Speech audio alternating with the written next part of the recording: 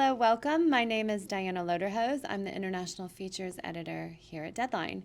We're in the Red Sea studio here in Jeddah, and I'm delighted to be here today with local Saudi actress Aida Alkusay. Thank you so Yes, much for thank you being for here. having me.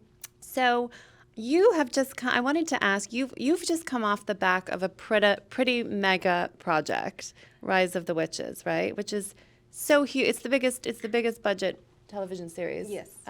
for Saudi. Mm-hmm. It's incredible. Thank you Congratulations. so much. Tell me a little bit about how this came about and your, because it's a very old story, I believe, Mm-hmm. right? Could Mm-hmm. you maybe tell us a little bit about the project and your character in it? I would love to. This is a very funny story. Back when I was in high school, there was a book that I loved. It's called The Orchids of Arabistan. It was my favorite novel growing up. Me and my brothers used to trade books together. A few years later, I get called into an audition, and I audition, and it was very difficult audition. And then I get the part of my favorite character in my favorite novel that I used to read every day in the bus going to school. No. So that was insane. That was a great opportunity, and I'm getting to play the lead with all those amazing people in the industry. That was huge when I first started acting in the show. But what I did not know, that I will find my passion there, which is doing stunts. It's something that I never thought I would do ever. As a Saudi girl doing stunts, fighting men, swords, kicking, flying. But I got to do all these things on the show, and after we finished, it was not like game over for me. I went to LA and I went to Turkey to take courses doing No, stunts. so do you do your own stunts? You do all your... Yeah, no doubles for me. Whoa, Yes. that's amazing. Yes. So what, I mean, it must be incredibly physically demanding then. And Yes. maybe you can tell us a little bit about, your commitment you have to make in order to be able to safely do some of these crazy things. You need a good stunt team. Okay. The stunt team that we had were amazing, and they took care of me. They taught me very well. They taught me how to do things, not because I have excitement, like, I want to do it, I want to jump, I want to fly, and they teach me to calm down, do it slowly, don't flip, don't hurt yourself, safety 1st, and then go ahead and do whatever you want to do. So I got to learn it in a very simple way rather than just going extreme. And the more I took courses later on, the more extreme I wanted to get. Oh my goodness, you're very brave. Uh-huh. So just to go back to Rise of the Witches then, your character, could you tell for audiences that international audiences that haven't seen it, maybe you could tell us a little bit about your character in Well, the show. it talks about two witches.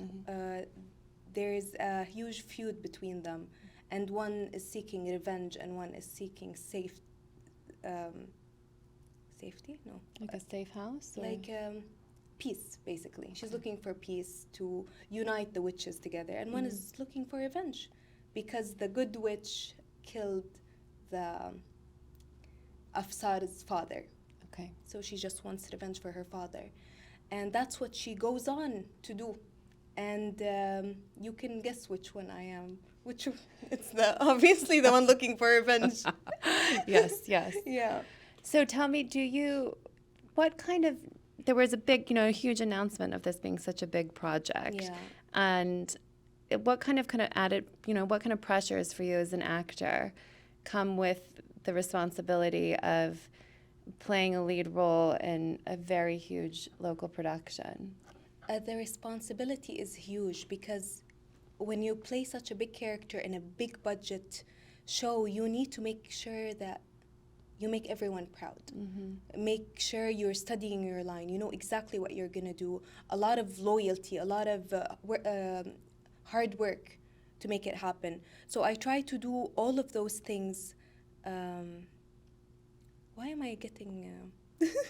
I'm getting a lot of things I want to say, and I don't know which one. That's okay.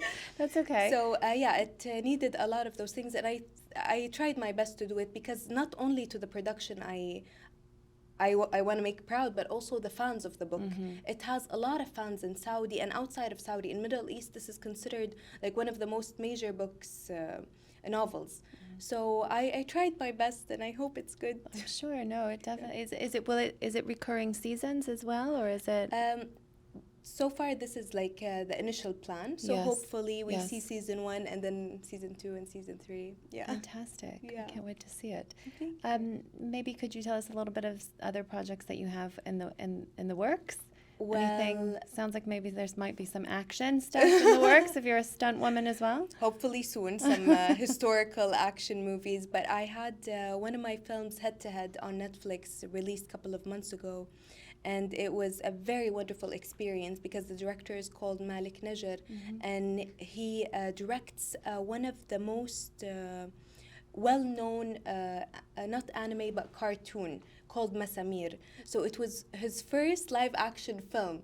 So it was very fun working with him. I got to experience a whole new genre and theme and teams that I got to work with. So it was a very nice experience because after it got out, I got nominated for Best Actress in Joy Awards. So that was very huge for me because I just started acting 3 years ago, maybe, or 4.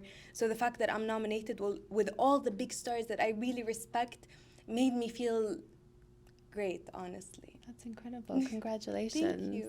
So, could you, I mean, you just kind of said you only started acting 3 years ago. And what keeps coming to my mind Yeah. is how quickly things have moved in this country. I mean, 5 years ago, you wouldn't, well, just a little over 5 years ago, you couldn't even drive, or, you know, there weren't cinemas. Could you ever have imagined that you'd be a lead actor in in all of these kind of huge projects in the region?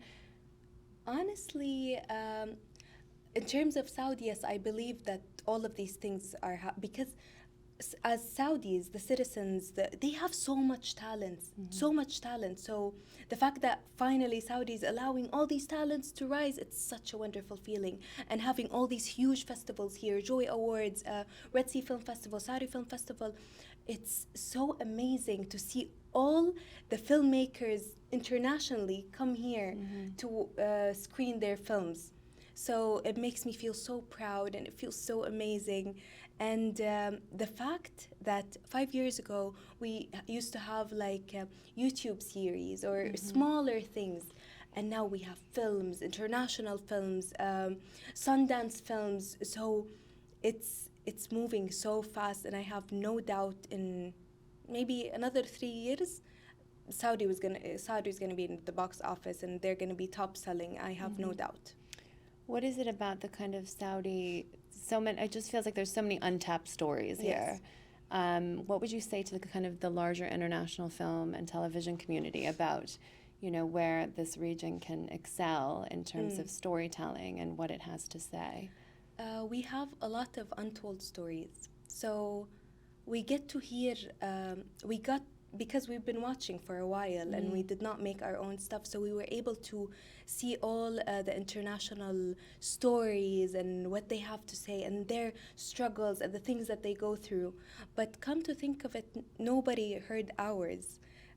There's a lot of things that are unseen, a lot of feelings untapped, and I cannot wait for these movies or these films or these series to be able to showcase honestly and truthfully those struggles or the good times or the proud moments or the lowest of the low. So I think it's going to be nice, and it's going to, as a community, internationally, it's going to make us closer to the world for them to be able to understand us like we've been understanding other culture for so long because we've been watching.